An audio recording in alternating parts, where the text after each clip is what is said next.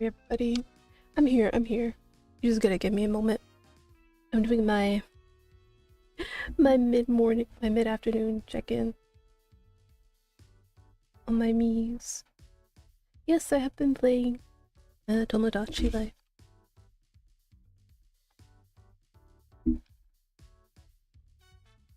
I would show you, but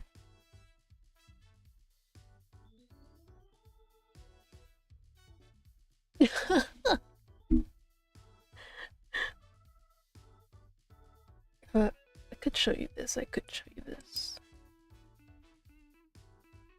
I don't know how cut off it'll look though.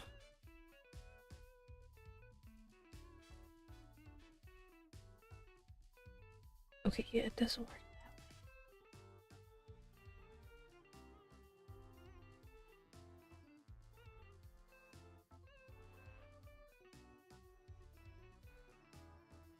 Let me see.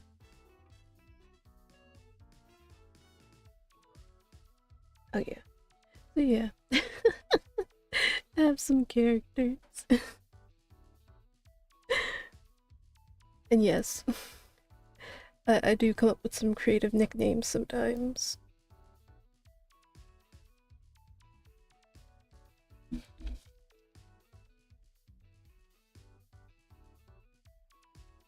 So I'm just trying to quickly finish up. So that way I can check on them later tonight.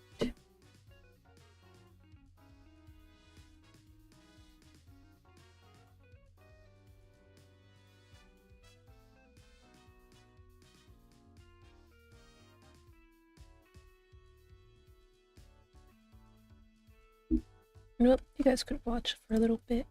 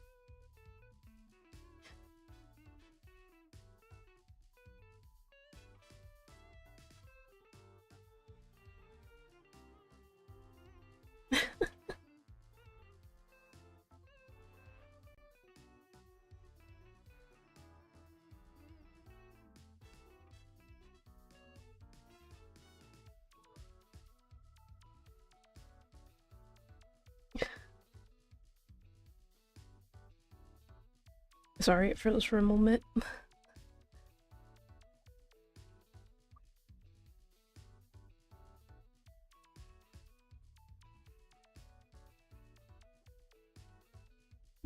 Look at them, they're becoming friends.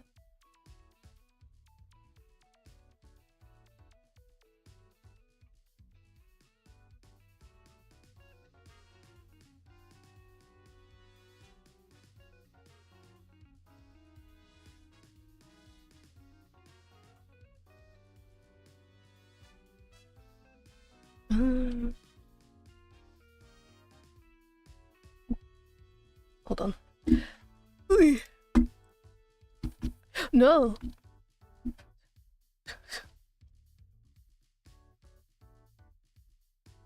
Uh,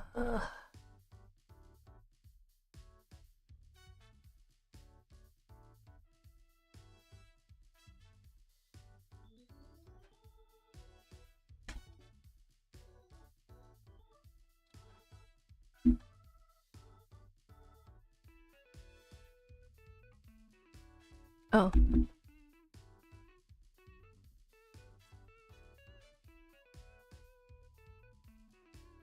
Um.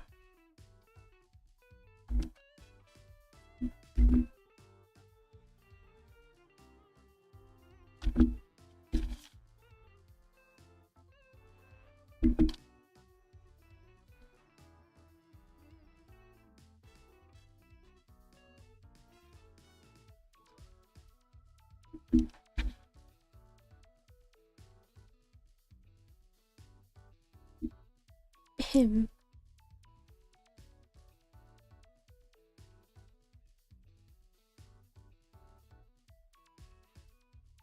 There we go.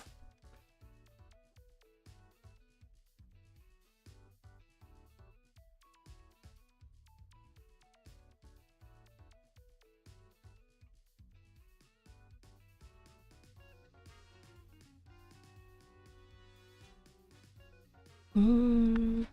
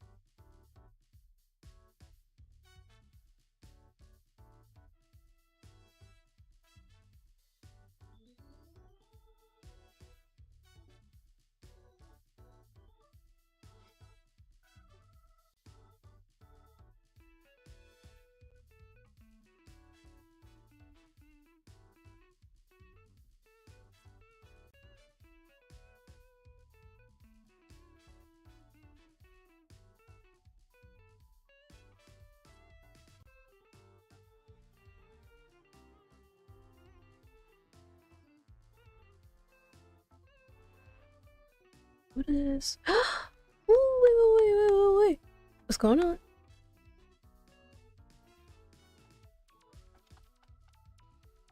Sorry, guys.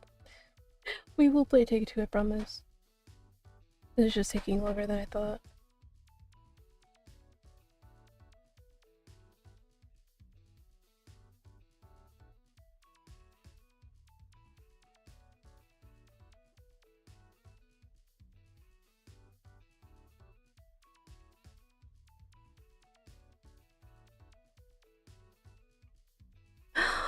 They want to have a kid! Yes, do it.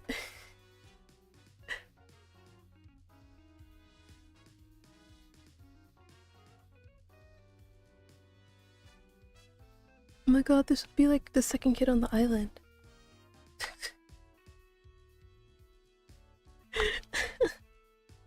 Cause yeah, well, one of my couples already had a kid.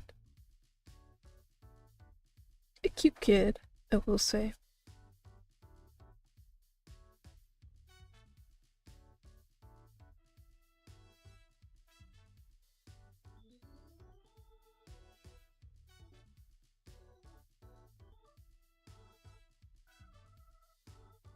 No. No, no, no, no. No, that's not a good idea.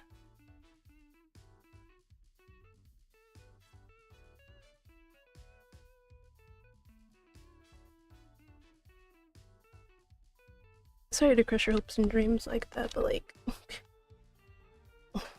I get you guys are like best friends, but like... it's not a good idea to start living with your best friend and his spouse and his kid. It's not the greatest idea.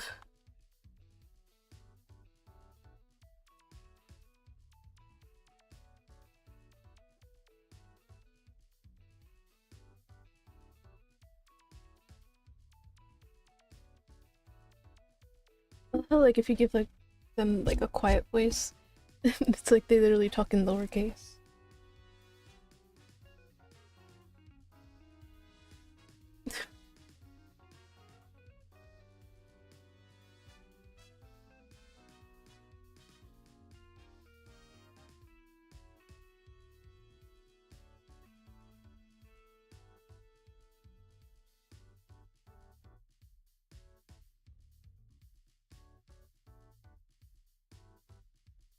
Okay, great. Now I can save.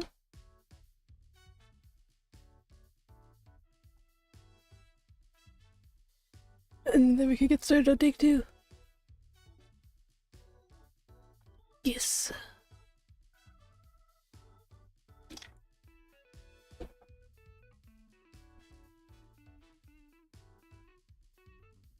Wait, I think I have 21 Miis on the island. It's been very fun. Seeing stuff that I thought would never happen actually happen. I'm like, what?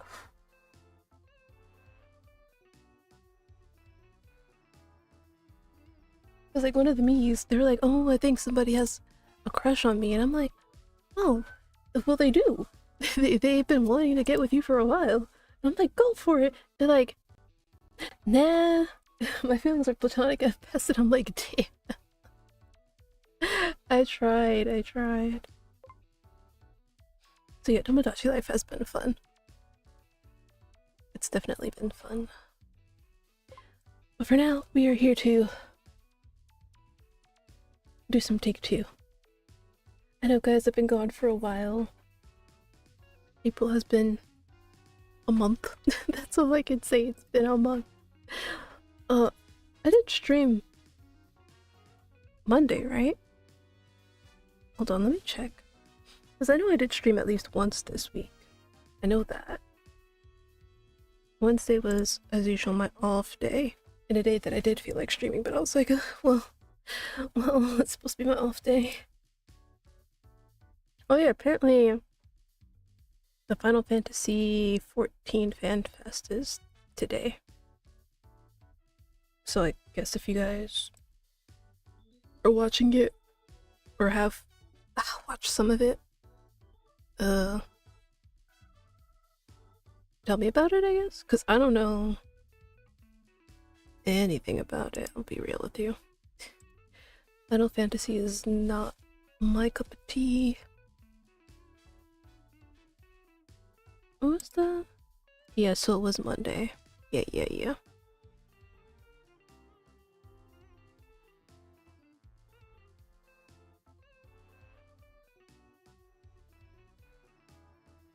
Well, anyways. At least I made it. So yeah, let's start before I keep yapping.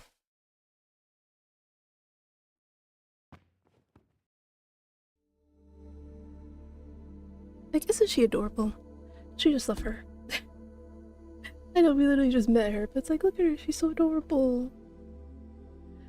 My eyes snap open. I'm in a place I don't recognize.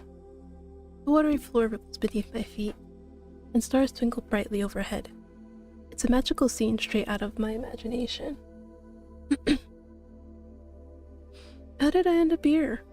I recall cleaning my room and then I fell? I believe I passed out. Am I still unconscious? I reach up to pinch my cheeks, and my arms feel like they aren't my own. I am just a spectator of my own body. Trying a different approach, I flex my fingers but feel nothing. Not even when I clutch them tightly enough to leave visible marks. What's going on?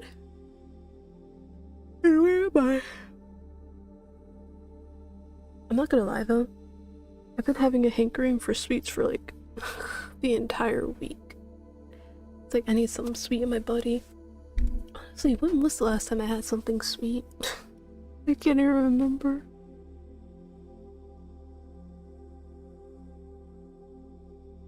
Probably had to be like earlier this week. But yeah guys, yeah. It is the 25th, which means 4 more days until Neverness to Everness comes to global. It already released in China.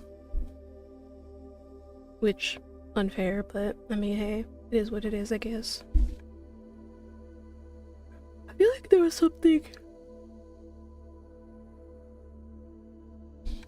I feel like there was something else that was supposed to release this month.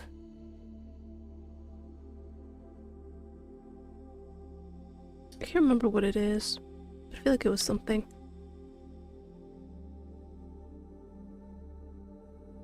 Huh? Who are you?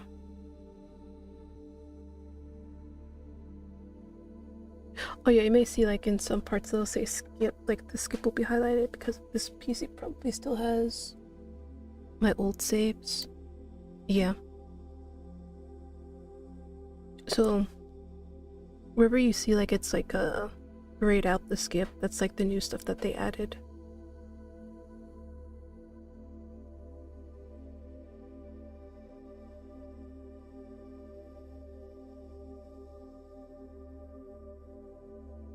The stranger mimics the sound of an explosion, dramatically slumping their shoulders afterward to illustrate their point. I see. I look to the ground, feeling the weight of my situation slowly sink in. As trepidation washes over me, I hear the noise of flipping pages. When I look up, I see the cloaked stranger thumbing through a familiar notebook. Ugh! Without a second thought, I fling myself at the mysterious person in hopes of snatching the book out of their hands. That's not yours? I feel my face burn up and continue my attempts to wrestle the notebook out of their grasp. The stranger deftly dodges my movements and begins to read aloud, much to my chagrin.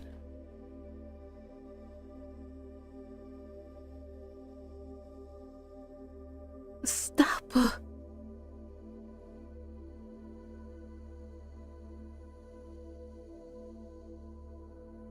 What?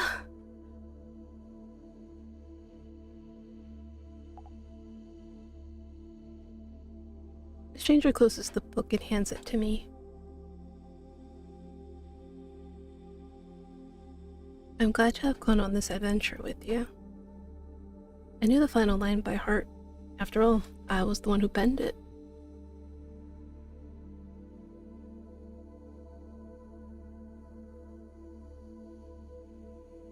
No, I'm just...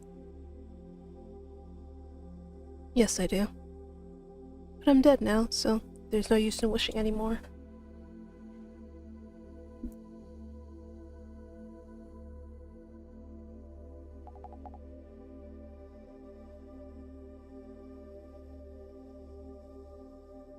I have nothing to give.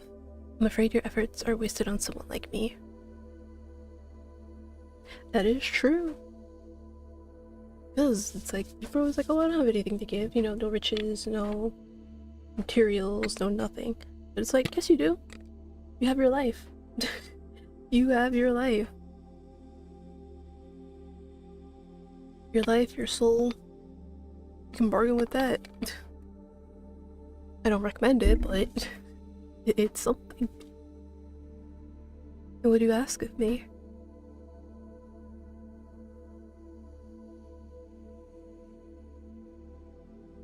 I blink at the strange person blearily. I'm afraid I don't have such a thing. Truly, my life until this moment has been nothing but hours upon hours of work. What little time I had to myself, I spent writing.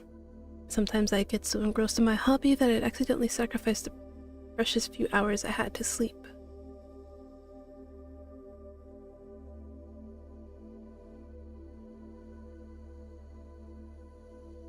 That is true. So obviously if you turn down the offer, you die. And then you just basically go back to the beginning. So, even though I always say, oh, I like exploring the other option, this one is literally just like the same thing with like a date with death. Where you like turn down the offer and they're like, okay, bye. And then you go back to the main menu. So to save us that, I'm just gonna accept it.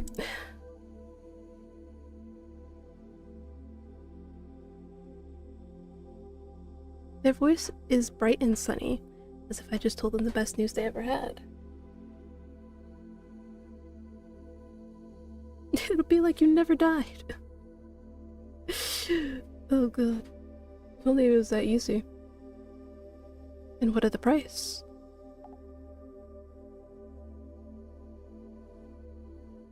I nod, then take a deep breath and close my eyes. A warmth envelops me like a cozy blanket. Even with my eyes closed, I can see a light growing brighter. The warmth fades, giving way to a crisp coolness, and I open my eyes to find myself in a marketplace I don't recognize. Has the deal gone through? This is my second chance? I look down at my clothes, then check my body for any issues. Does it seem to be anything wrong? I think My relief morphs into complete confusion when I shift my focus to the folks nearby. Their mouths move as if speaking, yet no sounds come out. Perhaps it's a curse placed by a vengeful witch upon the whole village, or maybe their language is a silent one. Oh wait, is it the effect of an enshrined soul? With my imagination fueling an endless slew of theories explaining this strange phenomenon, I decide to walk and observe. Because what's the point of asking them if you don't hear any sound? I decided simply best to watch from afar and not risk intervening with anything. This marketplace has a large central area with a beautiful miniature garden. Other than the eerie silence hanging over me, nothing seems out of the ordinary. I take a closer look at the garden, admiring the colorful assortment of flowers. Oh, I know these kinds. I crouch to get a better view of them, breathing in the faint aroma they give off. Squeak. Oh. From beneath the bushes, a small, brown-furred animal pokes its head out. Oh, that's so cute. Look at them. Oh, I can't help but coo at the creature with its big shining eyes and the fluffy striped tail. I've never seen an animal like you before. What are you? A few more pop out, and I soon find myself circled by these tiny fluff balls. That's so cute. Oh, look at them. You're also adorable. Sorry, I don't have any food on me.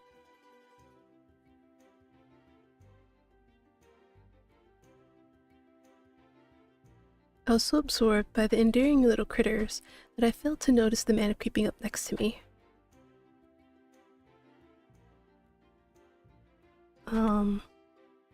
I was just looking at these animals. I've never seen them before. And blinks at me before sighing.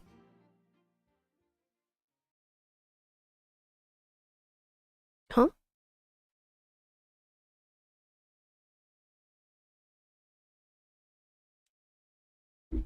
Ow. Huh? Hi, Prisma.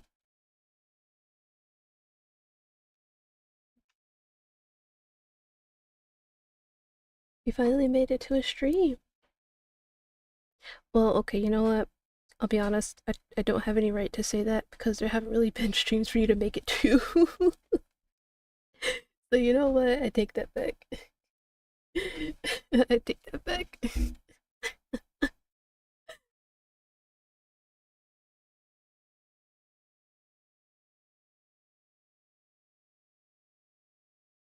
Have you been well though, Prismo? Been keeping up with your gym stuff? Oh,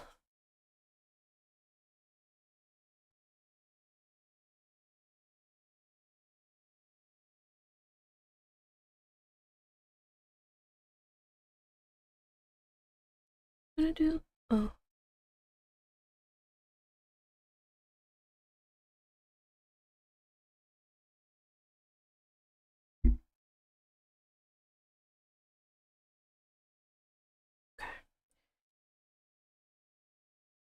He doesn't even give me a proper chance to reply, so I have no choice but to chase after him.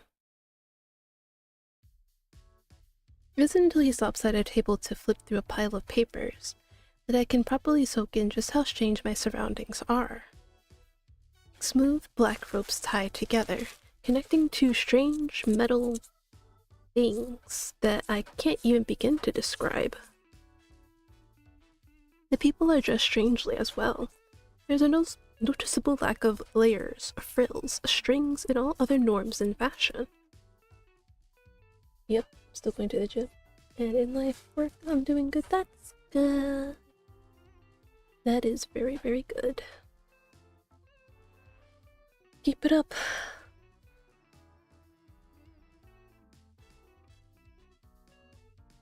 hard work always pays off in the end. What about you? How am I? That is the question, isn't it? Honestly. What was the... Let me look for a second. I need like a visual.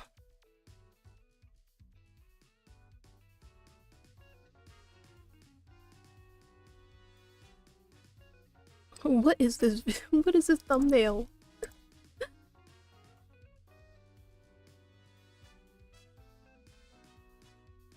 Oh, sorry.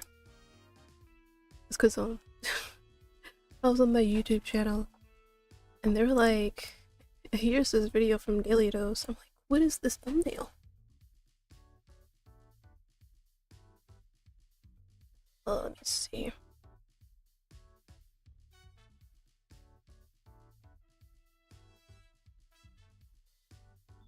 Yeah, because I started like falling off after the 11th. Literally starting from like the 12th up until now, I've literally been like, I don't even know how to explain it. It's not that I didn't want to stream. It wasn't that I was burnt out. I just... I was just like, you know what? Not today. Not today. Just been wanting to like watch stuff and write. So yeah, it's just streaming became like a low priority.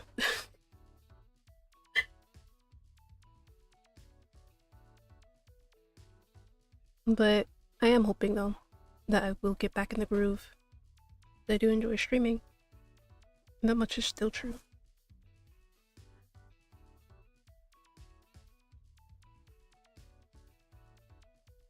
Instead, they are replaced with simple dyed cloth, and most are wearing pants with a style of shoes I've never seen before. The man hands me a sheet of paper, and I skim through the words. It is a quick summary of directions to move around the marketplace. Pardon, but, what is this for? Oh, they have achievements now. My apologies, I think you've mistaken me for another. I'm just a lady's maid.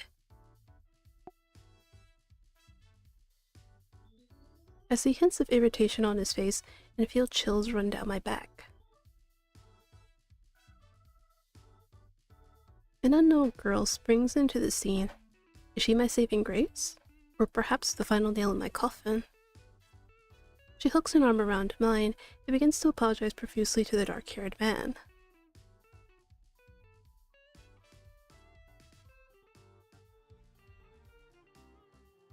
Huh? She tugs on my sleeve, and I take it as a sign to play along with her.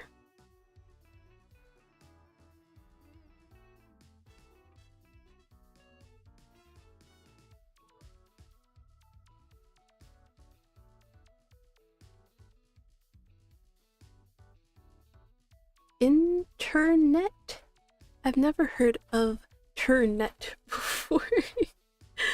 Oh god, I love her.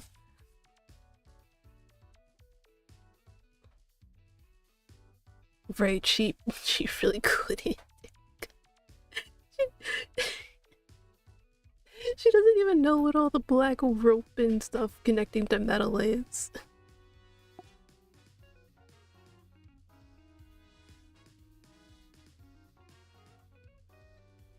Another woman joins in, an elegant beauty with wrinkles giving her a wizened appearance.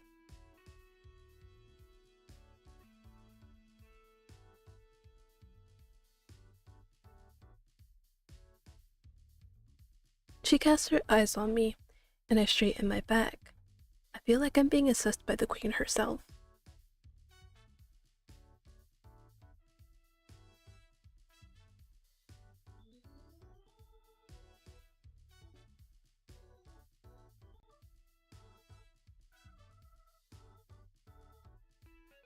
I begin to panic, but luckily it seems that the energetic girl has me covered.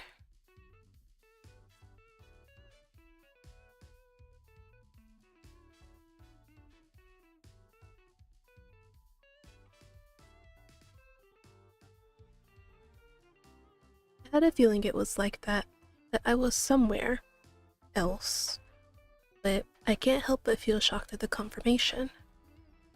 Where exactly did the stranger from the stars take me to? The refined lady thinks for a moment, before her honey-colored eyes light up in realization.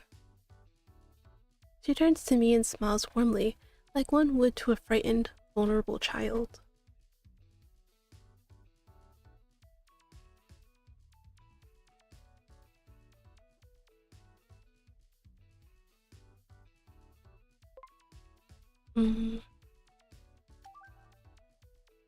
My name is Petty, madame. You could make me feel like that. My sincerest apologies. I didn't mean to cause you to feel that way.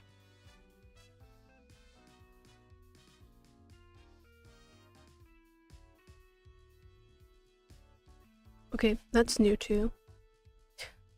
They didn't have that before, pronunciation.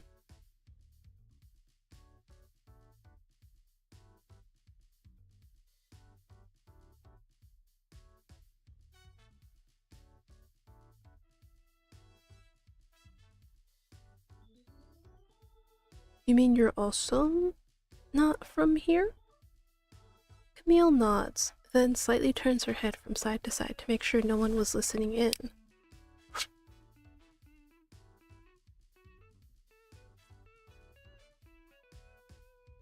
I nod, feeling dread build up at the bottom of my stomach. Yeah?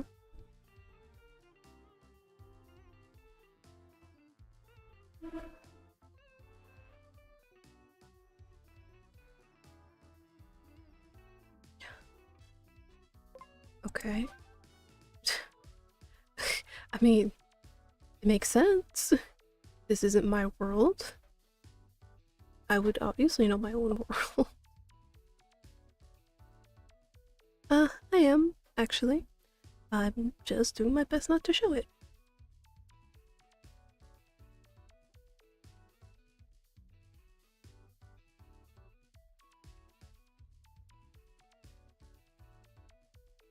A distant voice calls out asking for Edna.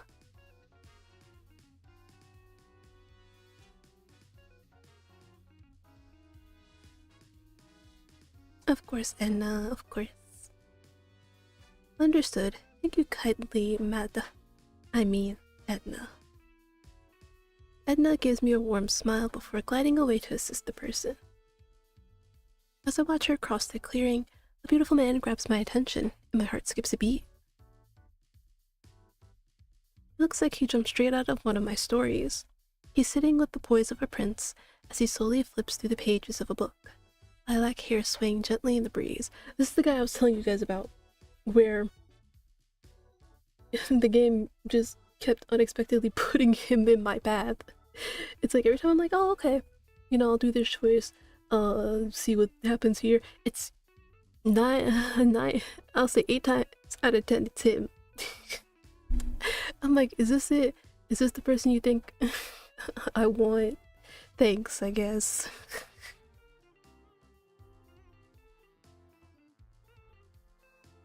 Who is that person over there? I don't point, but Camille easily follows my gaze.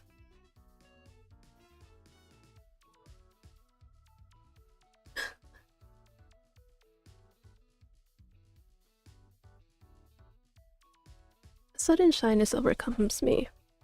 Camille takes me by the hand, and I only half-heartedly resist as she leads me to him.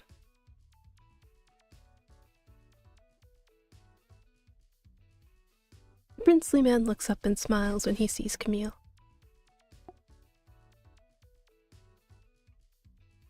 Then he directs his eyes to me, and I stiffen up like a board. Hey, girl. Don't get too stiff.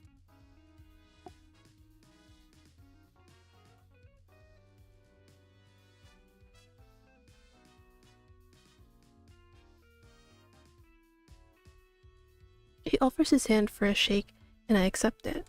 His hand completely gulps mine. Well, no, gulps my own. And he beams at me. So bright. It's like I'm staring straight into the sun.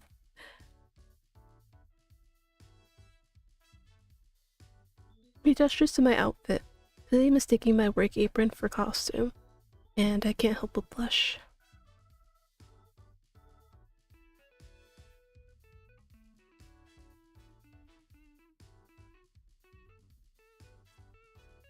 Exactly.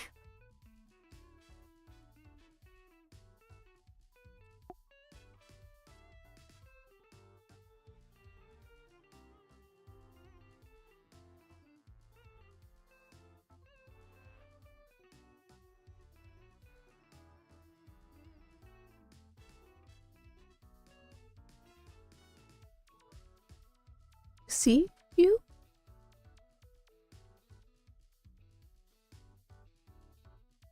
We watch her shoot off like a cannonball, her small frame shrinking into the distance. As she disappears, we turn to face each other. Oh, thank you. He sits back down in his seat, and I follow suit in a chair across from him. Nothing. Other than that I'm from another world? Nothing at all.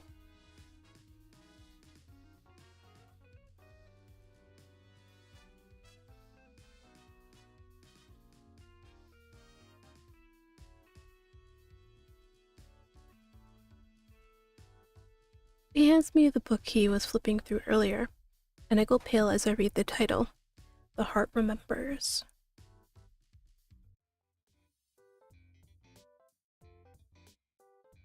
This can't be my book, right? Right? Someone else just happened to think of the same title as me.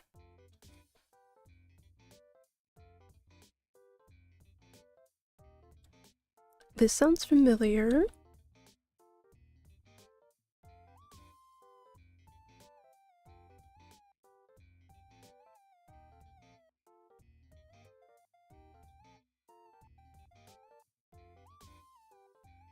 My heart begins to race, and beads of nervous sweat start to form on the back of my neck.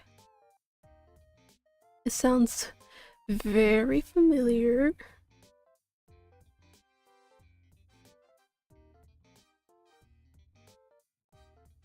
No, no, no, no, no, no, no. This cannot be happening. This is undeniably my own story. And I was supposed to take it to my grave. Isn't this a different world? How did it end up here? Is this the price that the mysterious cloak person talked about? Oh goodness, and it got published. Does this mean the whole world can read it? I begin to pray for the ground to swallow me whole, as Sirius continues to explain my own book to me.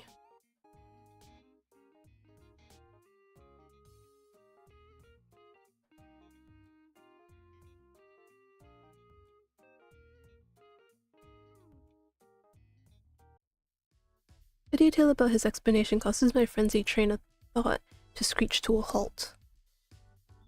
Did you say you added to the story?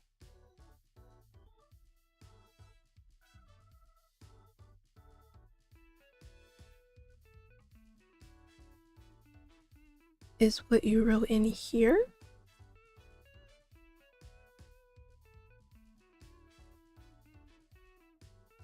Please? I begin to feel excited knowing that someone helped to build my story further. I'm by no means a professional, so this is a new experience. He reaches into his bag and produces a large binder, which seems barely capable of containing the disorganized mess within. He searches briefly through a thick stack of papers dotted with odd, colorful strips sticking out of it in all directions until he finds the one he was looking for.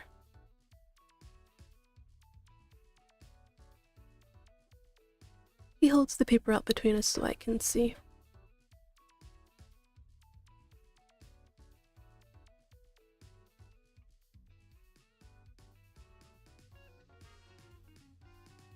That makes sense. And this way the twist during his backstory reveal won't feel like it appeared out of nowhere. I remember struggling a lot while writing the knight. I wanted to maintain his stoic personality, but I definitely made him too much of an immovable boulder.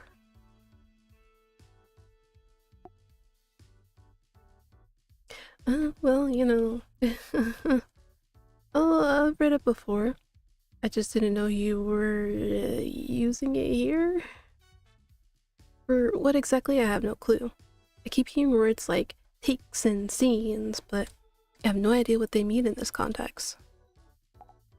If Sirius is a script writer, does this mean this is for a play of some sort?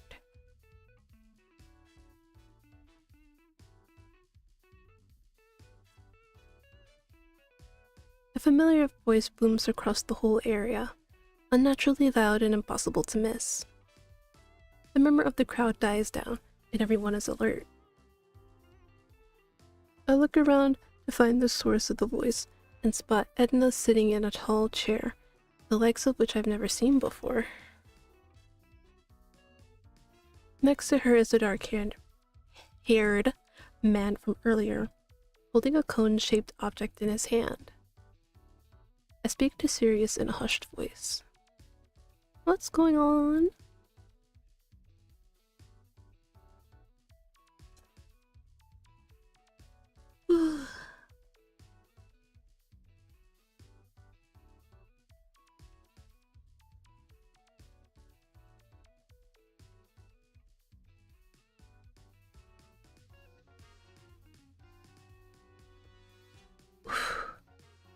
I nod, even though I understood very little of that. One of those smile and nod things. Like, huh?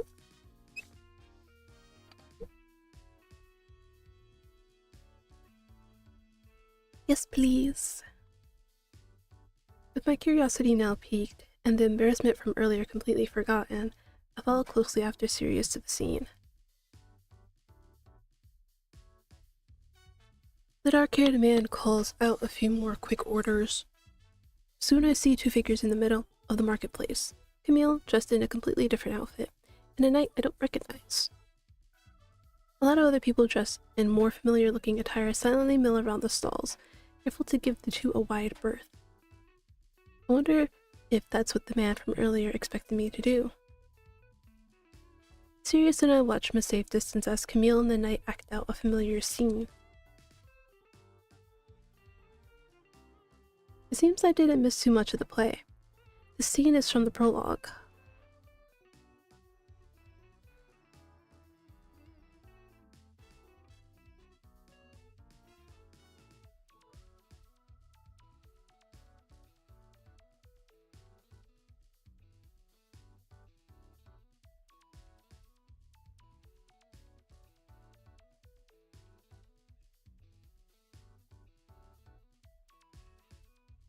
She didn't even flinch at being corrected.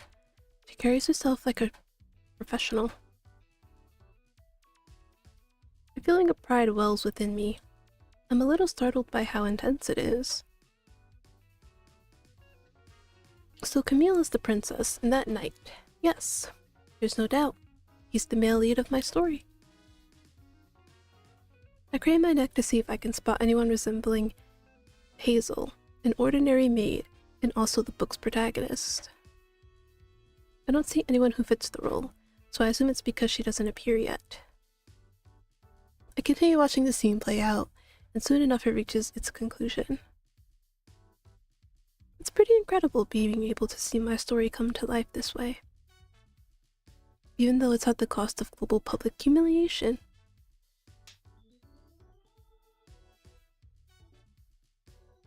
Edna gets out of her seat and addresses the crowd circling her.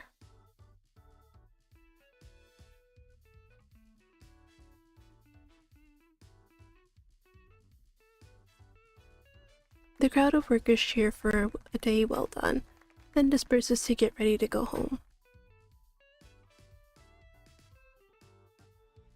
It was amazing.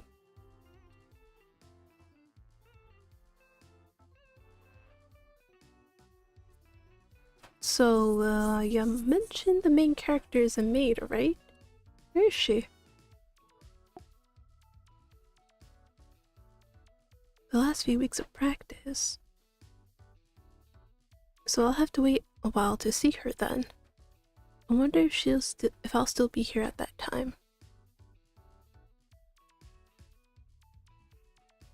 Dark-haired man approaches us, giving Sirius a cordial wave. Man, if you... Ooh.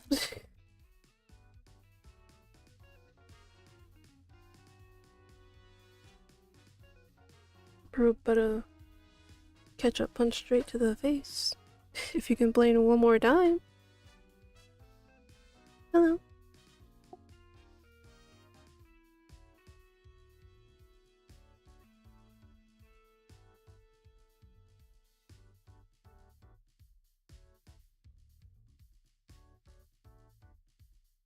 Yes, Edna cleared everything up. I apologize for causing you trouble. You know what? I will let it happen again just to annoy the fuck out of you. I'm spiteful like that. I won't.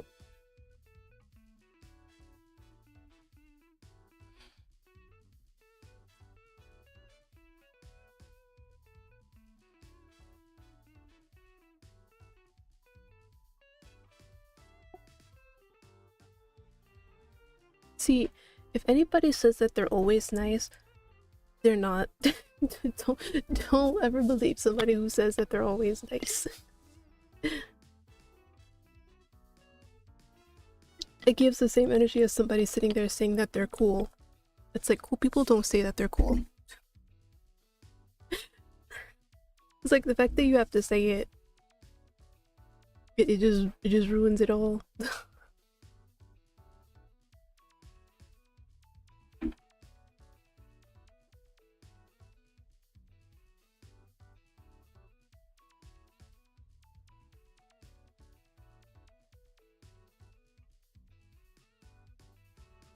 A person I don't recognize joins the growing party.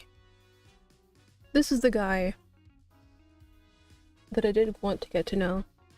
Because, he really seemed to like acting, so I'm like, okay. I'm very interested in that. I'm interested to see this acting guy in his story. Then I kept ending up with Sirius, and I'm like,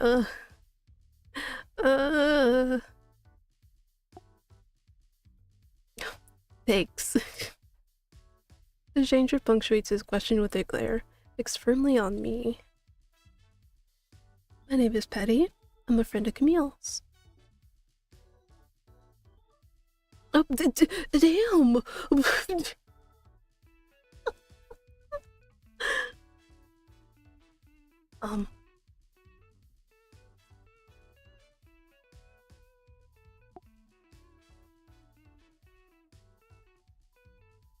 Well, it's not making it easy, I'll tell you that.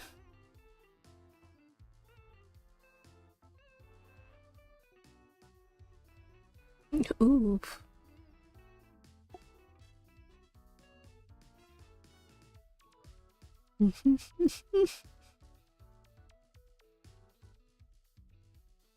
Nice to meet you, Cohen. Cohen just nods stiffly before addressing the others.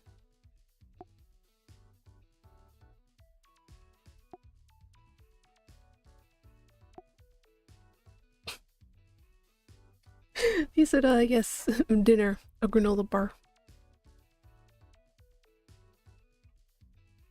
He turns and leaves unceremoniously. He doesn't give a fuck. Cohen doesn't even pretend to listen, prompting a dramatic sigh from Sirius.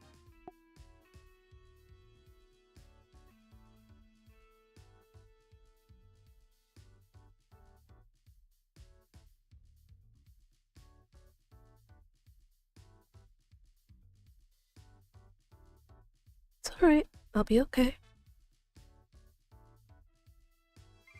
As they leave, I hear a strange melodic sound. not unlike chiming bells coming from Sirius's pocket. He fishes out a flat, rectangular item and holds it up to his ear.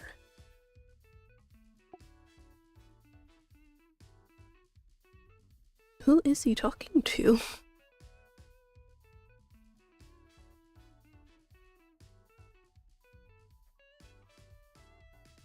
He puts the odd object back in his pocket before smiling apologetically at me.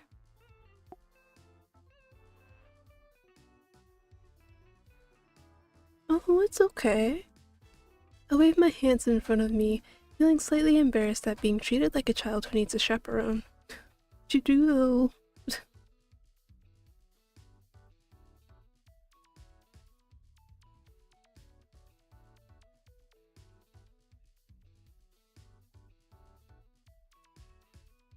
This instantly piques my interest. I have a rather large soft spot for nature. Really? I'll go see it. Thank you for telling me.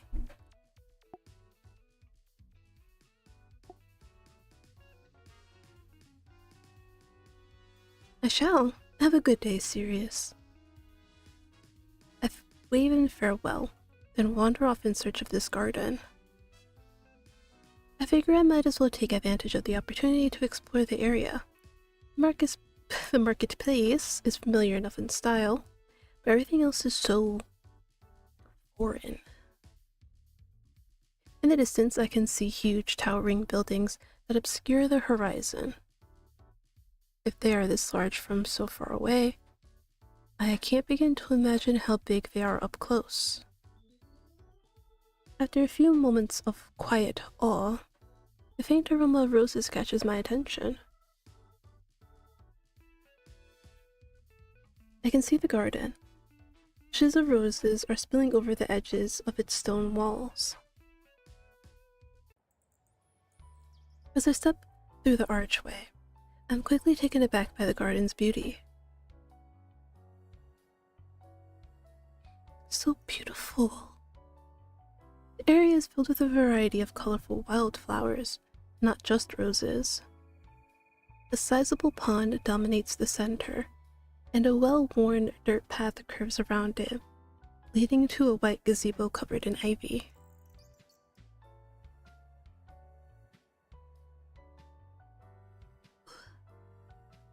Sorry, I'm just yawning a lot.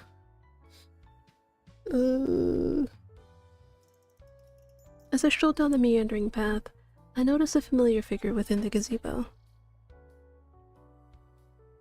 It looks like Cohen is practicing his lines.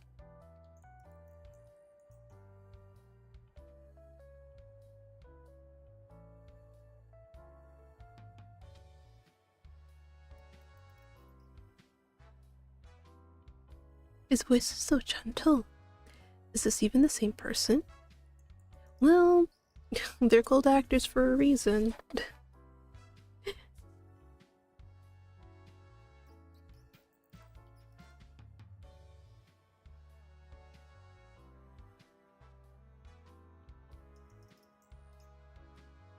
Though the line remains the same, the way he delivers it has a noticeable difference. There's a little more sense of urgency, conveying how much the knight cares for the princess's well-being. I peek over the shrubbery so I can see his face more clearly. His smile is so serene. I can barely believe that this is the same grumpy, indifferent person that I first met at the marketplace. Oh, that's soon.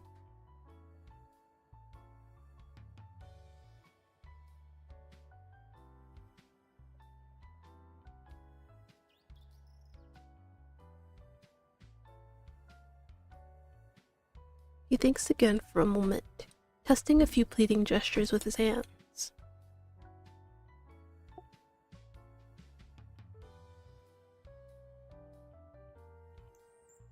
He uses one arm to hold the hand of the invisible princess, and the other to support her back. He's acting exactly how I envisioned. His chivalrous mannerisms, the soft tone of his voice, the way he carries himself with pride. It's like he's actually Theodore. He continues to recite his lines with perfect accuracy, stopping occasionally to fine-tune his actions and words. When he finishes, I release a breath I didn't know I was holding in. He clearly has natural talent, and his dedicated practice only enhances that raw skill. Is this how he spends every spare minute of his free time?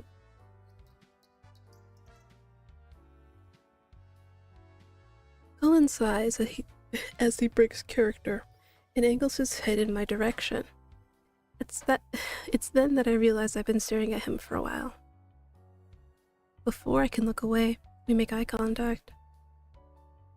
Oh heavens, he caught me red-handed.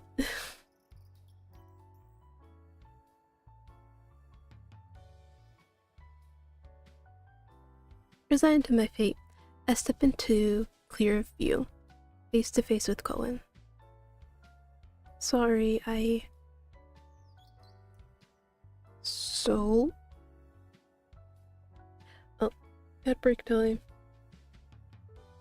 Right, we'll take a break.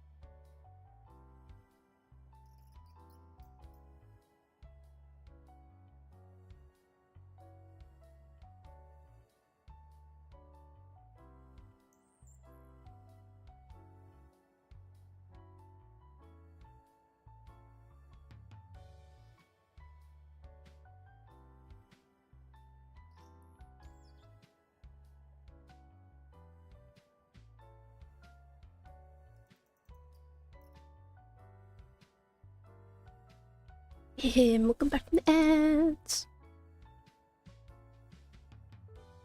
Oh, it was very good. The way you considered how Theodore treats the princess in every action shows incredible attention to detail. The words pour effusively out of my mouth. I soon forget who I'm even talking to as I recall the spectacular performance I had just witnessed. Knights usually keep their charges at a respectful distance, but he's different. He He respects the princess but can't see her as more than a fragile girl, so he tends to fuss over her a lot. So when you decided to support her with not only your words, but also by having her lean on you physically, it made a lot of sense. No, keep going. Keep going. If you got stuff to say it. Come on. I know that means more reading for me, but... And I never realized how much of a difference tone makes when it comes to acting. At first your line about calling a carriage sounded a bit forceful, but then you changed it to be more concerned and soft. It's still spoken like an order, but it has more empathy laced into it. Again, that really helped push his character further. Even though the knight is suppressing the princess's ambitions, you can't help but understand where he's coming from. Right, keep going, you're an unstoppable force of observational genius.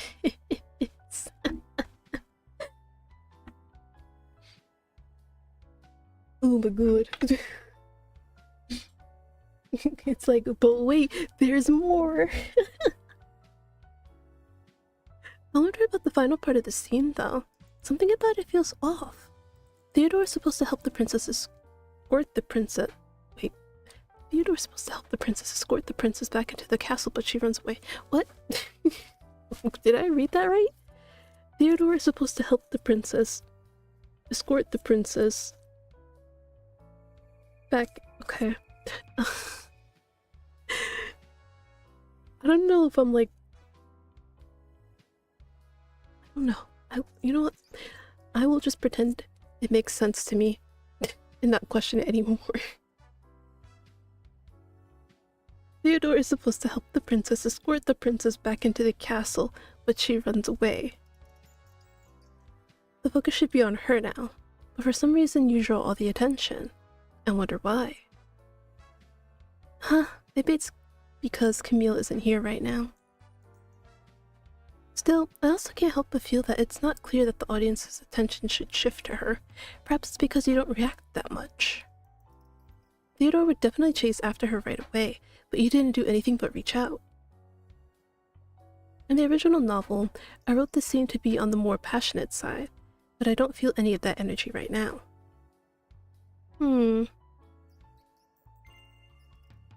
Yeah,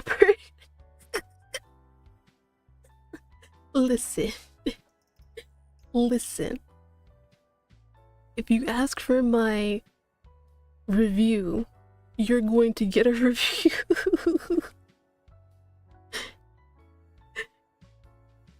I'm so sorry. I spoke way too much and so rudely as well. My most humblest of apologies. It simply felt off because Theodore didn't chase after the princess immediately. But that's only my humble opinion. For a split second, his words baffle me. Then I realize he's back in character, so I keep silent and watch intently. Qilin turns away, recreating the scene where he helps the princess into the carriage. This is the princess's cue to escape.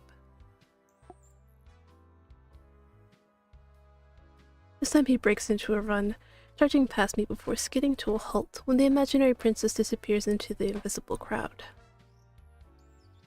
I catch a look of sheer desperation on his face as he speeds past. Qilin turns back to face me with an intense but inscrutable look on his face. With some fine-tuning it could be great. That was a lot better. Fantastic. I clap for his performance. It seems to break him out of his concentration. His mouth opens, then closes again like a fish out of water. Eventually, he speaks.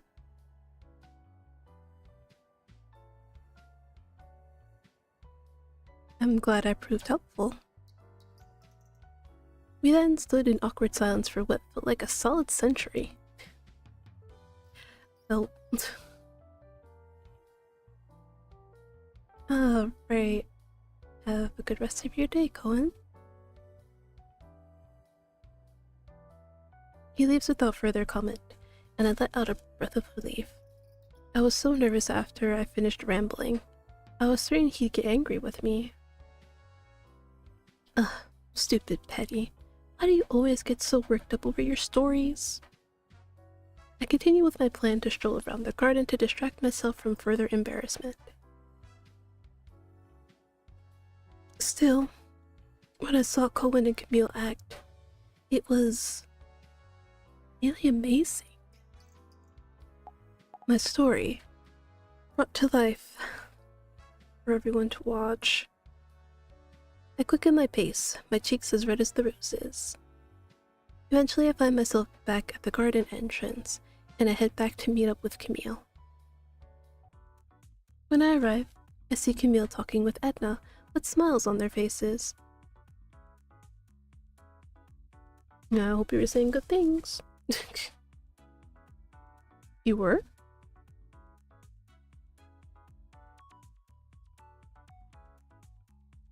Can I? I don't want to impose more than I have already.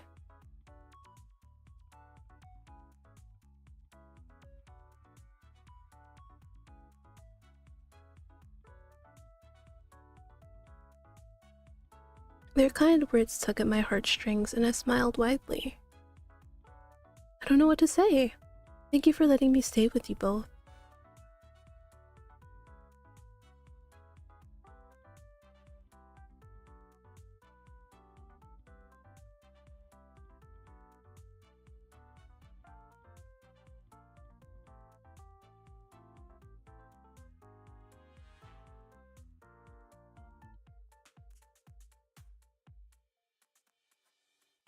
Edna wears an expression of self-satisfaction as she makes her reveal. She doesn't know what a jacuzzi is, but... jacuzzi? Right, I'm like, she's not gonna know what that is.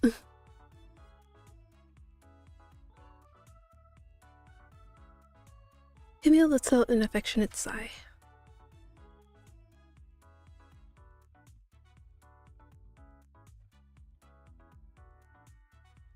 What's a cab?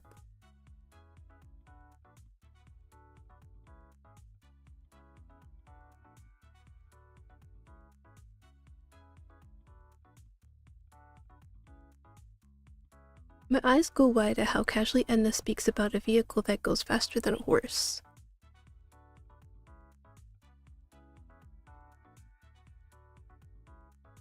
Understood. I make our way to this cab, and not even my wild imagination could have prepared me for what I see.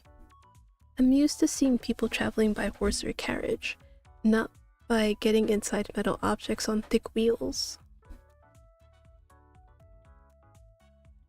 Camille opens the door to the car. I cautiously get in, making sure not to hit my head on the roof. The seats are as soft as Duchess Marianne's sofa. Camille instructs me on the car safety as she helps strap the seatbelt for me. Meanwhile, I silently pray to the heavens that I won't die on the way. Be so sad if I died again when I just got here. The driver nods and the car slowly starts to speed forward. I instinctively cling to Camille's arm as she laughs reassuringly.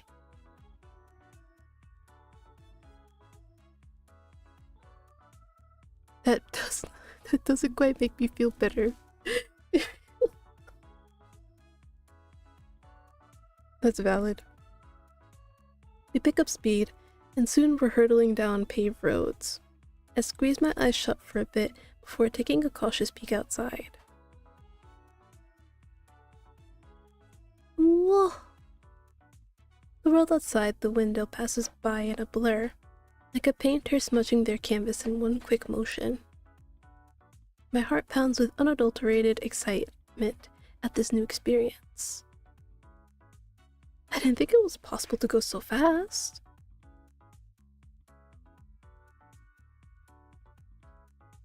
I grin widely as I continue to relish the inhuman speed, something I never thought I'd be able to experience in my lifetime. Well, I mean, technically you didn't. You did it because you died. pretty young.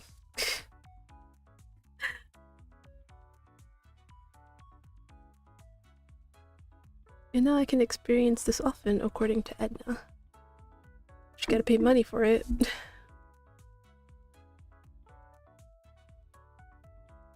Cars are a luxury.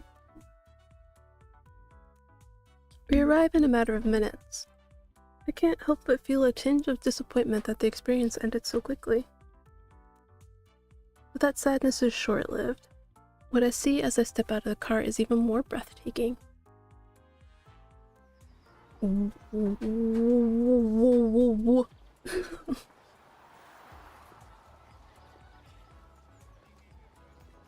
Sorry, that was not planned. I was like, you got the Sekri, you can say the word. My brain said no. Where are we?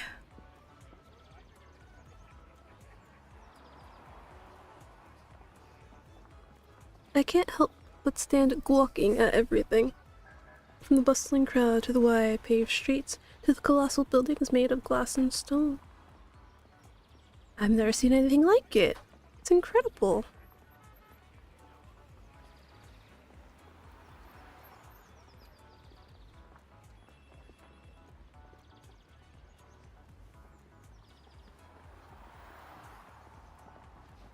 Camille grabs me by the hand and grins brightly as she tugs me toward the door of the nearest building.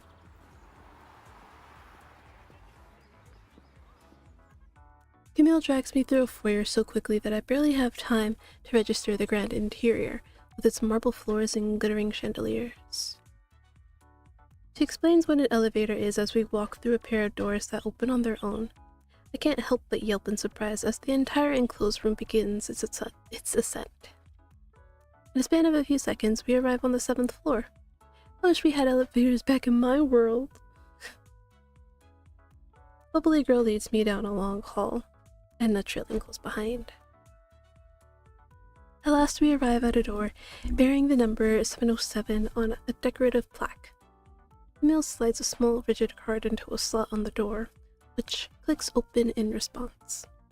Then she turns to face me with an excited grin.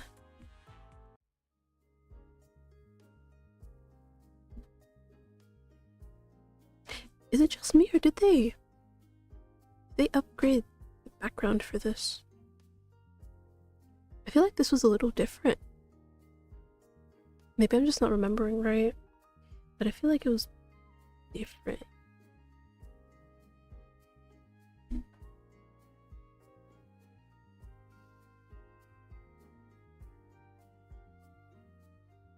I say upgrade like it was bad before. I meant update. I meant upgrade in terms of like update.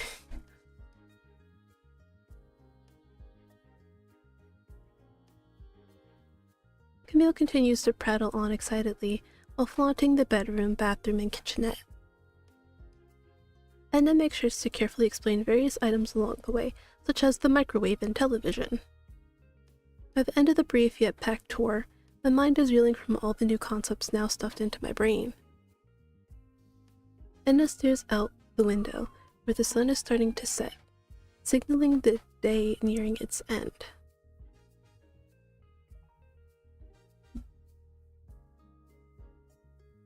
As if on cue, my stomach growls loudly. I don't know when I last ate.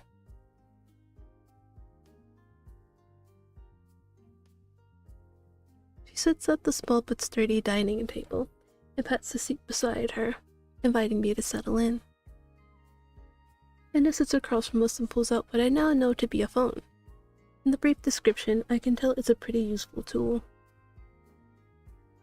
Camille takes hers out as well and shows it to me. Displayed on the screen is a list of food items, presumably the menu she mentioned.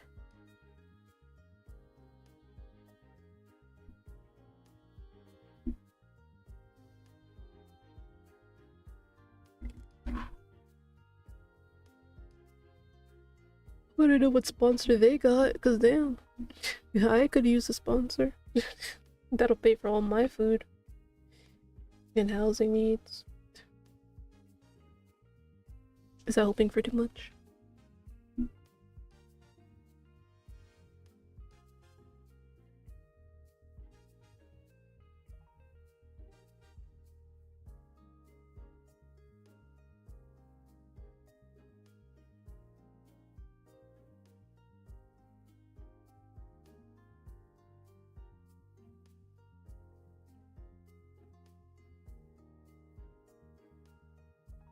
I don't know what that thigh is, but luckily there's a short description next to it.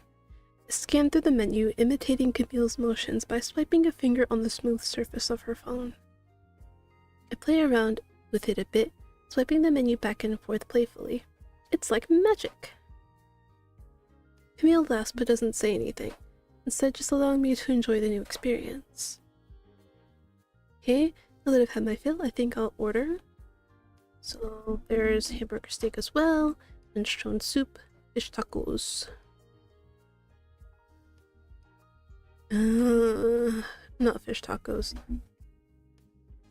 I'm still not a fan that that's like a creation that occurred, but it is what it is. It's like, man, why do you have to ruin both fish and tacos like that?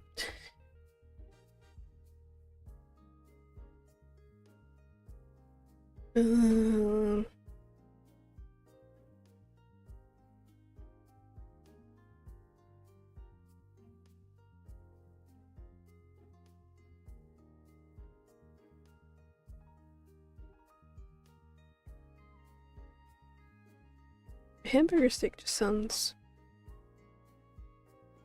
heavy.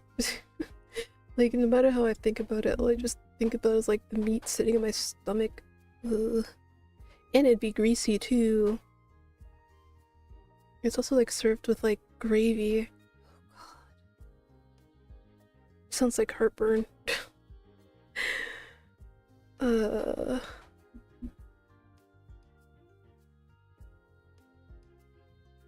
What is it, a minestrone soup?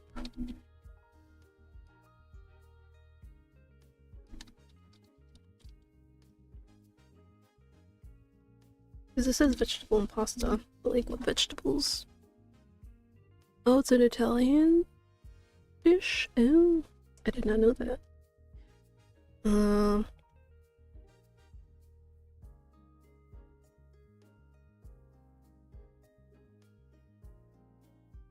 Yeah, give me a classic minestrone soup recipe. Damn. Somebody called the Pasta Queen said the best authentic Italian minestrone recipe. You know what? I'll take a look. I don't doubt it. So let's see.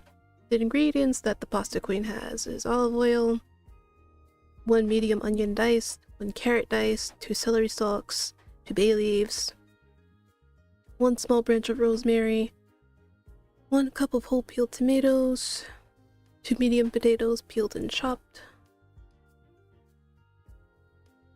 Hold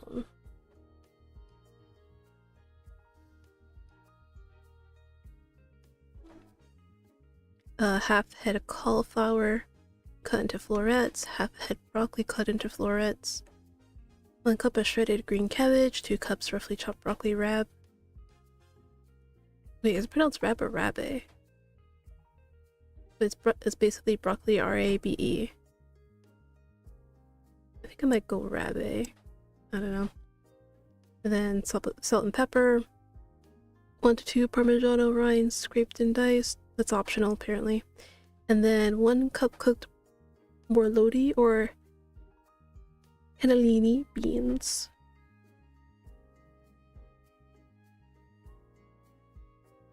But that's just hers. So what's the classic?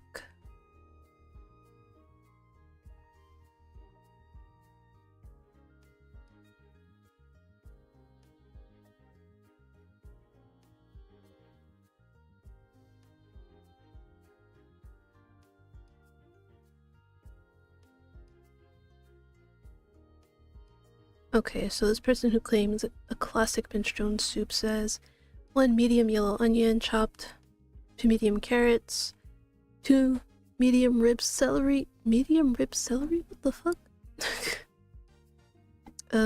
Tomato paste. 2 cups of chopped seasonal vegetables, potatoes, yellow squash, zucchini, butternut squash, green beans or peas all work. 4 cloves of garlic, half a teaspoon of oregano, well, dried oregano, half a teaspoon dried thyme, however you pronounce it. I still don't know to this fucking day. Let's see. A large can of diced tomatoes with the liquid.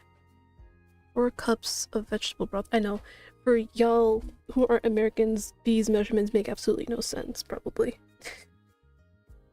I'm sorry. 2 cups of water, 1 teaspoon of fine sea salt, 2 bay leaves, a pinch of red pepper flakes, freshly ground black pepper, 1 cup whole grain orecchiette. I hope I said that right. Elbow or small shell pasta, 1 can of Great Northern beans or cannellini beans, rinsed and drained, or 1.5 cup cooked beans, 2 cups of baby spinach, chopped kale or chopped collard greens, 2 teaspoons of lemon juice, and freshly grated Parmesan cheese for garnishing, which is optional. It's so interesting to see how it's like one dish, but so many people have like different recipes for it.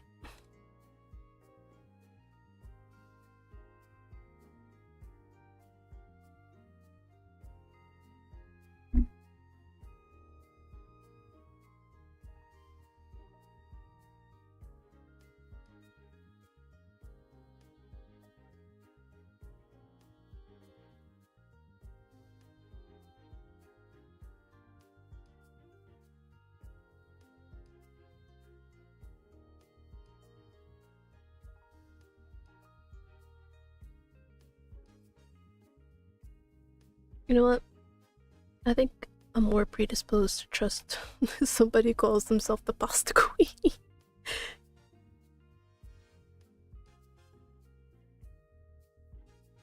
But basically everybody's agreeing that you need onions, garlic, carrots, celery, potatoes, tomatoes, whether in paste form or actual ones, kale, and pasta. Oh, and herbs too. Okay. I don't know if I'll eat it. If I had the chance to, like, try it. Because I don't like celery.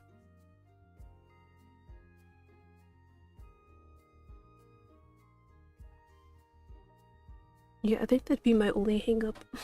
That there's celery in it. And then again, with like a lot of foods, recipes change depending on where you are. And like there are like some things, like for example macaroni salad, potato salad, egg salad, all that really like changes depending on where you are in the world. And then even smaller changes between families as well. So obviously my egg salad is not going to taste the same as yours. So that's another thing to be wary about. But yeah, I guess I'll go with this one. I just had a whole food review.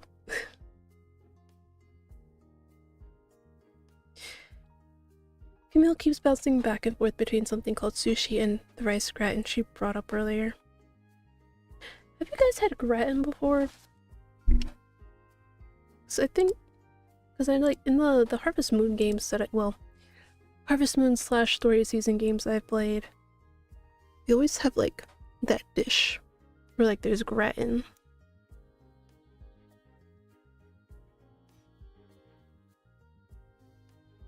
And I know like there was like cheese in it. Because I remember every time I had to like cook it, it'd be like, you need cheese. I'm like, what the fuck? What do you mean I need cheese? Okay, here we go. And it's not AI, that's great. Great. So, gratin is a French culinary technique where a dish is topped with a brown crust, typically made of breadcrumbs, cheese, or butter, and baked until golden and bubbly.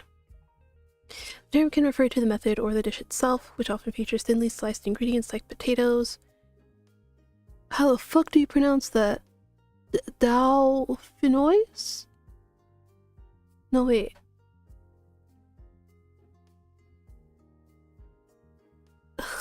What?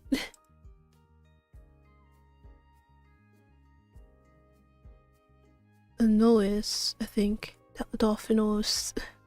Vegetables are pasta layered with a creamy sauce, like cama or mornay, and baked in a shallow dish. The result is a rich, savory casserole with a crispy top. Let's see.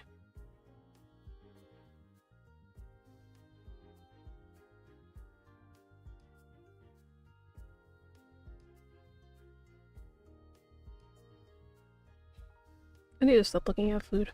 I'm going to make myself hungry. I'm guessing rice grind is, well, the same thing but with rice in it. Edna, on the other hand, makes her decision quickly. A garden salad with a small serving of tomato soup. Ma'am, you need to eat more than that. You cannot live off of, well, technically you could, but a salad is not going to fill you up. You are definitely going to be hungry later.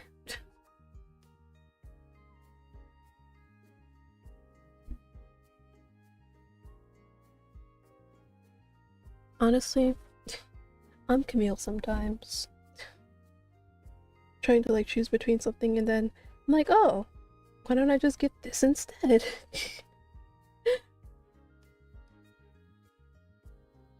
This is like sometimes you don't even like think about it until you like see it, then you're like, oh, well fuck my other options, I want that one. But yes, I'm very indecisive when it comes to food.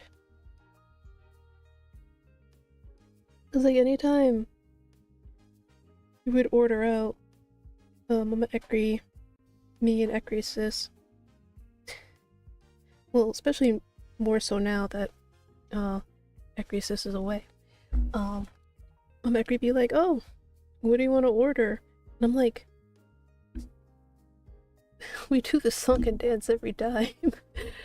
I'm not gonna be able to give you a decisive answer. So I'm always like, I'm either like, what are our options, or what do you want to order from? Because it's like once we get that down, then it could like obviously help narrow down my choices. But if you literally just sit there and ask me, where do you want to eat, without giving me options, I'm just gonna look at you like, now we're gonna sit here for a whole 30 minutes trying to figure out.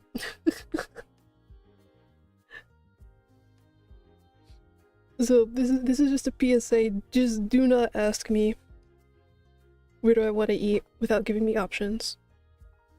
Because we will sit there for a good long while while we pick off what I don't want and not actually get to what I do want.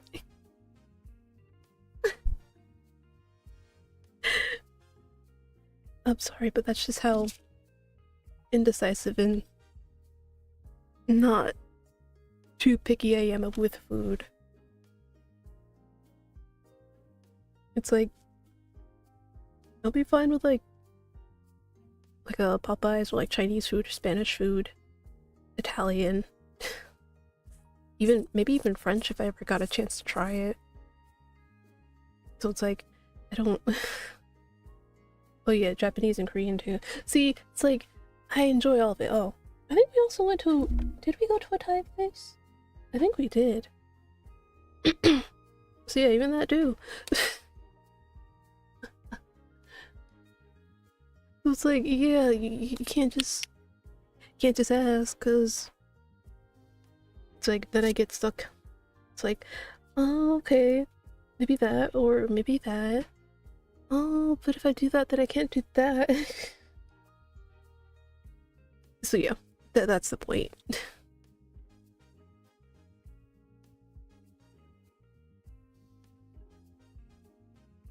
We place our orders, and after some idle chatter, we hear a knock at the door. Edna opens it to reveal our food, sitting atop a very fancy trolley cart. How convenient!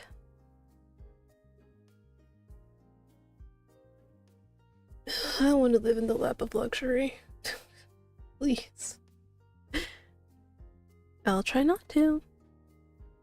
Edna pulls the trolley out of the hallway, bringing it with an incredible savory aroma that permeates the room. You know, I have not heard the word permeate in a very long time.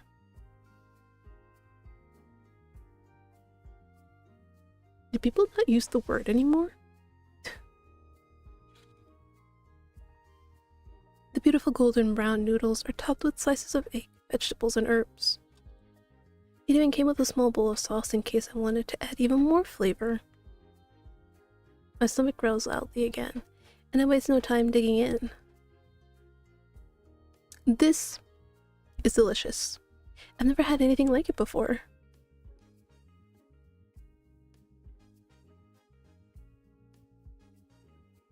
Oh, that reminds me. You said you're not from this world either. Camille swallows a spoonful of her curry before responding.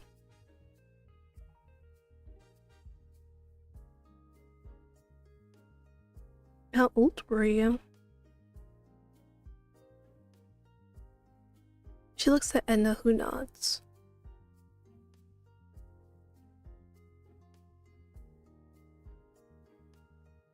"21? That means you've lived here for 14 years then."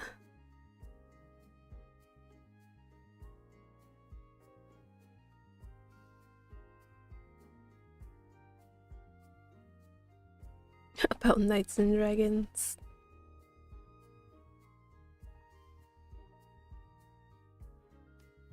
She's I'm from a place with knights and dragons.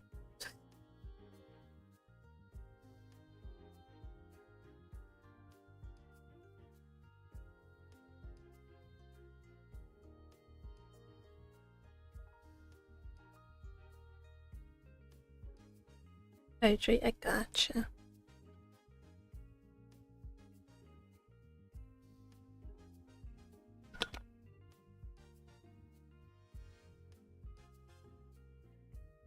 Edna simply laughs as she takes a bite out of her salad, earning an indignant "Hey!" from her daughter.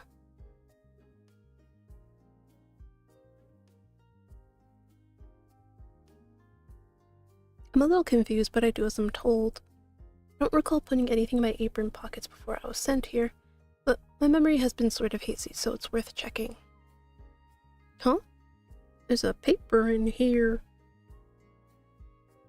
I pull it out and unfold it. It's made of a smooth paper that's different from the textured parchment I'm used to seeing in the estate's library. It doesn't exist where I'm from. Written on it is a lot of information about me? I can see my birth date written neatly alongside something labeled as my birth location, but the latter is inaccurate. I've never heard of that place in my life. I hand it over to her, and she hums as she scans its contents.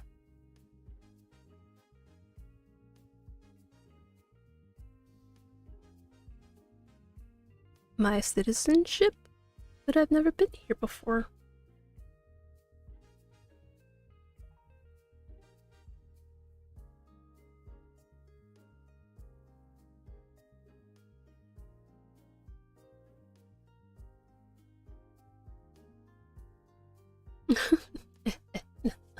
Maybe she's not wrong, it is shady as hell.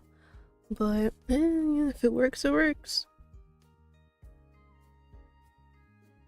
But there was only what? When I check, I feel something smooth between my fingers. I pull it out. The object is flat like paper, but it doesn't bend like paper would. Plastered on it is a likeness of my face, with even more personal information around it. You were 7.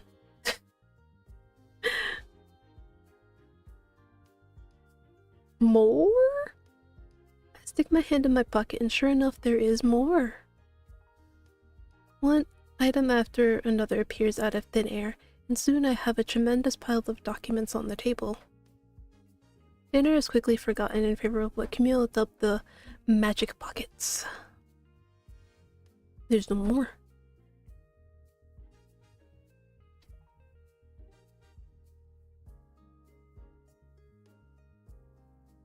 Edna meticulously looks through each paper, card, and booklet before neatly organizing the mess of documents, a look of quiet satisfaction on her face.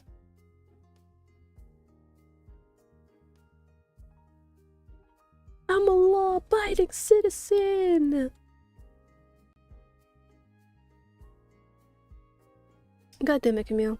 Now you're making me hungry again. No. Like, I'm so down bad for sweets. I considered going out in the rain just to buy a small cake.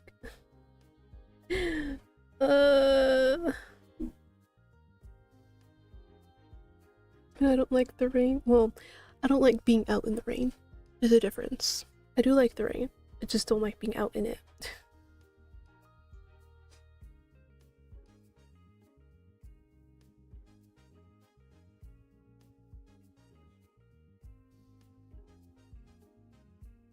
I didn't think I'd be able to take another bite after dinner.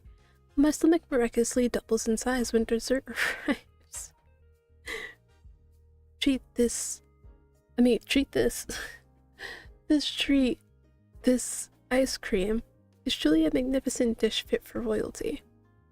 It's so decadent, topped with sweet fruits and a drizzle of melted chocolate. I feel like I've ascended to the realm of the gods. After dessert, we get ready to turn in for the night.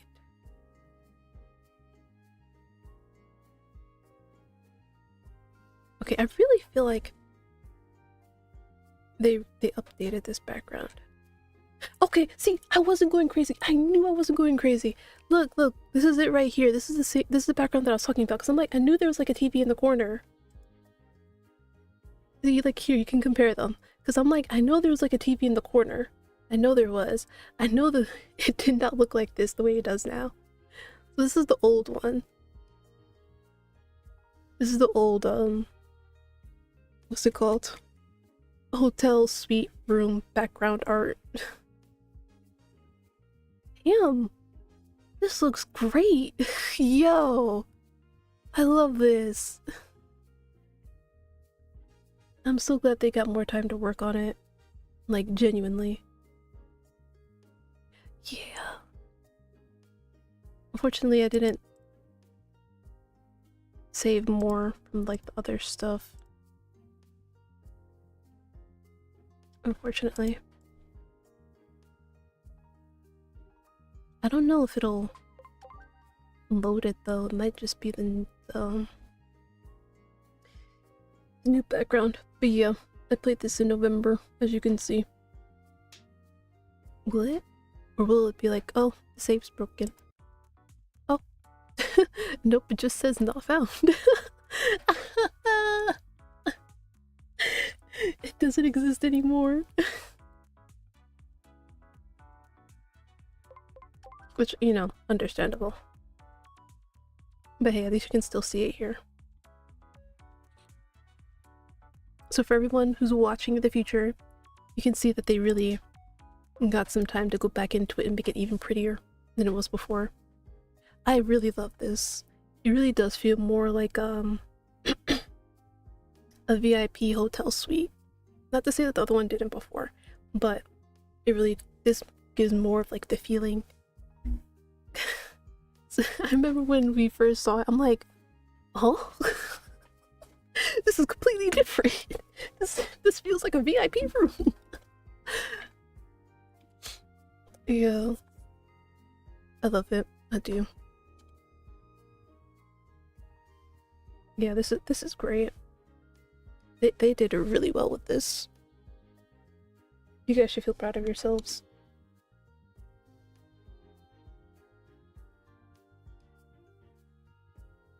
Alright, I think I'll finish the rest of this day, and then I'll end stream. I know, short. It's like, what, Ekri, what happened to the 4-hour streams? Well, because these are visual novel streams. and it'd be a different story if it was like Trails Horizon.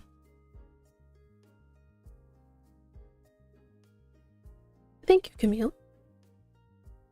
May I ask you something? Why are you and Edna helping me so much?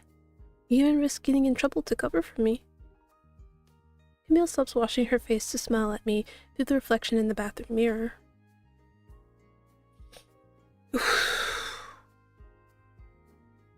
I'm not gonna lie, guys, I'm still kind of tempted. I'm still kind of tempted to go out and buy a small cake.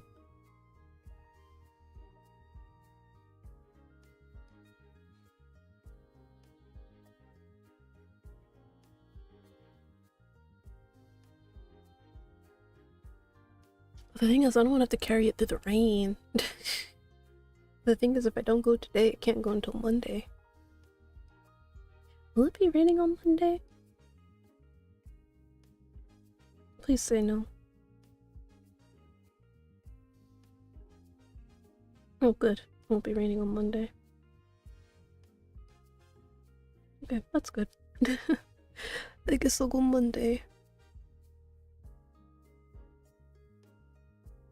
But then that's the other thing. If I do go Monday. Well, no. It'll probably end up that way anyway. It's gonna be like, if I go Monday, I'll have to share with Mama Ekri. I'm like, but... but... Well... Not if I... Not if I hide it in my room.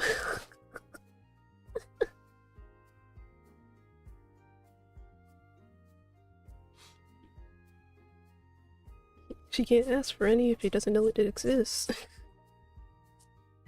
Listen, when it comes to food, I tend to not like to share. Because I had to share all my life.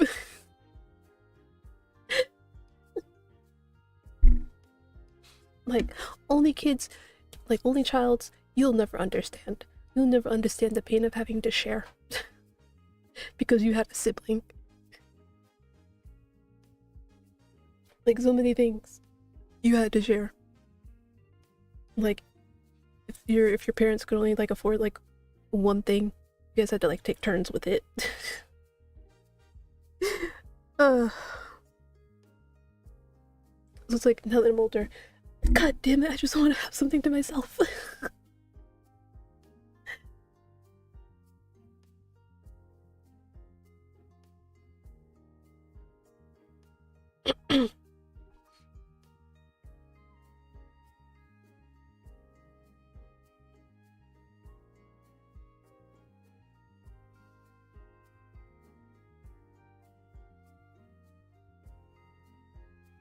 Then I'll do my best to help the next person who arrives in this world.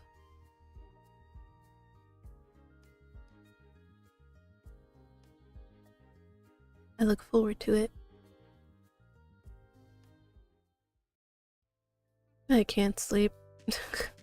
Despite this bed being the softest thing I've ever laid on, I can't seem to truly get comfortable. A different world. With my story being turned into a movie. Whatever that is. Things are working out for me thanks to Camille and Edna, but I can't help but feel scared anyway. I close my eyes and I can hear the voice of a dear friend who I left behind in my original world. Not the dear friend.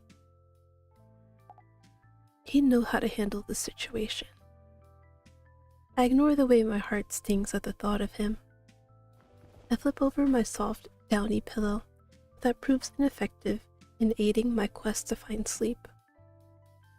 Rather, it only provokes more restless thoughts as reality continues to seep deep into my bones. I'm not going to be able to see anyone from my world again, am I? Maybe this is the price the cloaked person warned me of. I knew there would be a price. I thought it over and took the chance. But that doesn't change the fact that my heart aches deeply at my loss. Homesickness devours me whole, and I bite back the sob fighting its way to the top of my lungs. Focusing on steadying my shaky breathing, I remained still for a few minutes in one last unfruitful attempt to sleep. Eventually, I let out a sigh of defeat and propped myself up to a sitting position. I can't allow myself to wallow in miserable thoughts a moment longer. Maybe I should walk around for a bit. I couldn't get a proper look around earlier. Camille was moving far too quickly, but I have a chance now. The streets are as busy as before. But it seems the people of this world care little about the sun's absence, with all of the light radiating from the buildings surrounding them. Yeah, that tends to happen. That tends to happen. To avoid getting lost, I try not to stray too far from the hotel. The architecture is vastly different from my world's. I haven't seen a single wooden building anywhere. Yeah, 'cause, you know, catches fire too easily. It's very noisy and crowded as well. It was busy during the weekends where I'm from, especially at the taverns, but never to this degree. I wonder how many people live here. Ooh, girl. Too many. Ugh, jump scare. I was so deep in thought that I didn't notice a familiar face approaching and nearly jumped out of my skin. Philip? Well, I couldn't sleep, so I wanted to take a quick walk.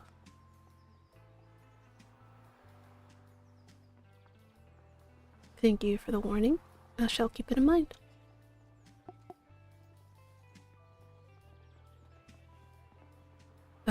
Did I say something to offend?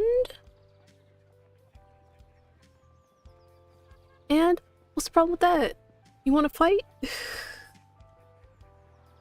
Huh? Philip grins at me and gives me a hearty pat on the back. Don't touch me. We're not friends. Ew.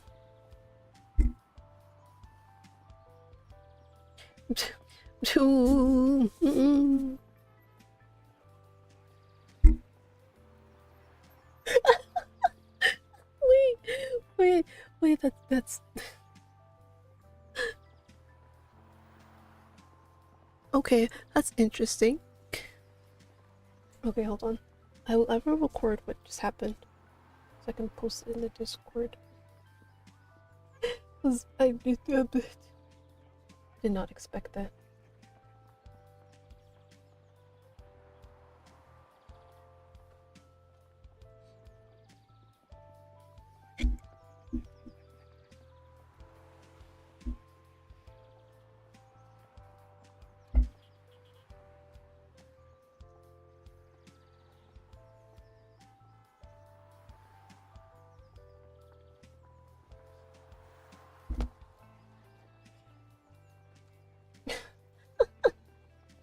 What the fuck is going on?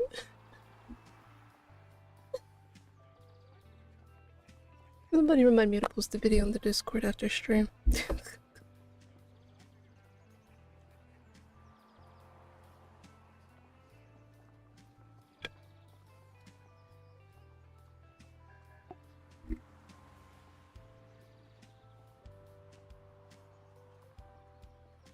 What is it that you do exactly? Yeah, what the fuck do you do?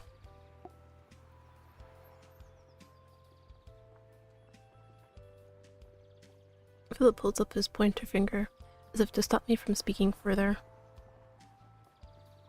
Uh-huh.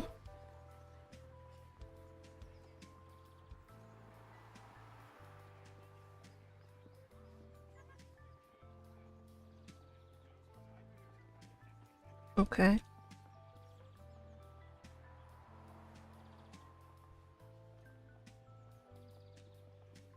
Philip makes an explosion noise and mixed a movement with his hands.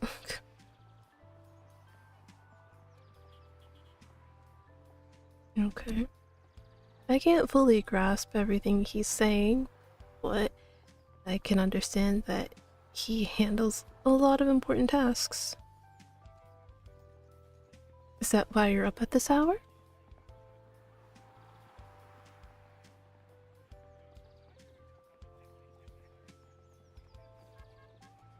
He musses his hair in clear frustration.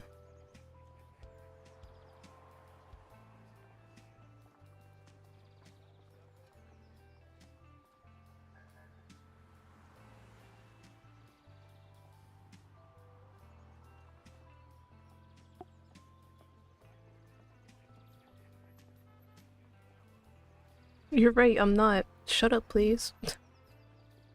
No, thank you for answering my question so thoroughly. The Fushy's like, no, it's okay. And I'm just like, bro, fuck off.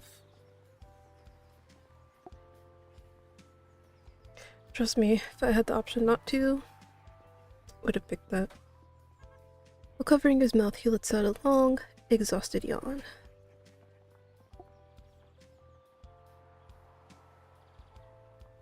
Have a wonderful night, Philip.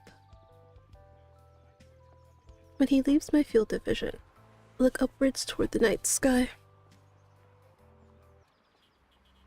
Look at her, so adorable.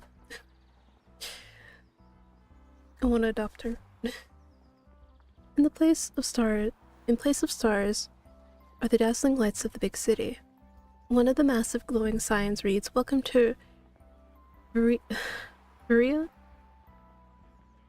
City, where all dreams become reality." Even with the heaviness of the price still weighing down on me, a fluttering feeling of hope manages to take flight and soar high above with luminescent dreams.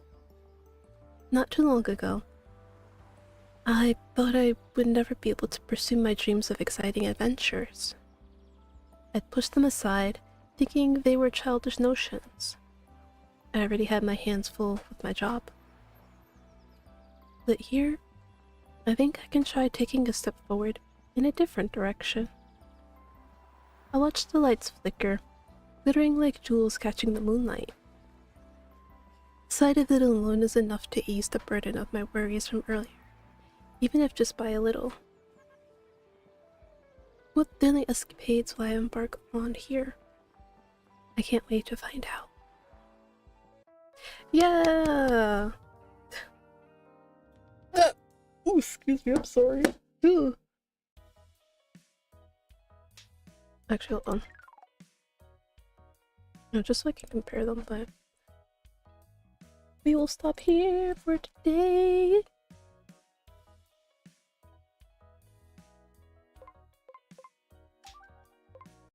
I think we did a decent chunk, and you guys pretty much now understand what's going on in the game.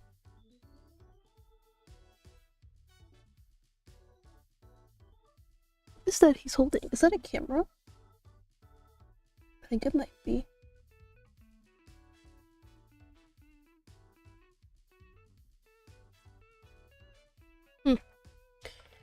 Alright.